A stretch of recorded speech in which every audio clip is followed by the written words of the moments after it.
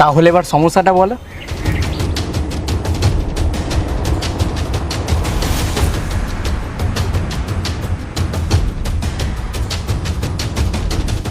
কিন্তু দাদাবাবু তো বলে গেলেন আমাকে সব জানাতে।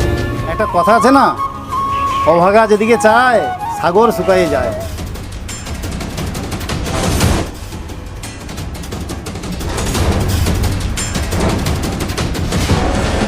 জন, একটু বাতাসা দেবো?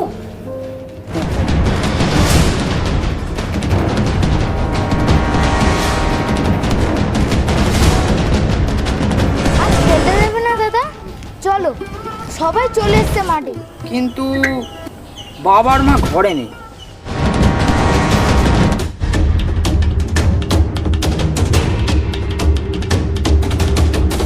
তুই ওকে চিনিস না, ও হচ্ছে খুব বদমাশ।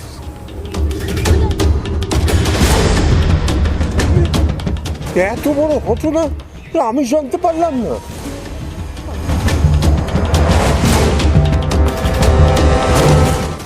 ধর তোর টাকাটা জোগাড় হয়ে গেছে।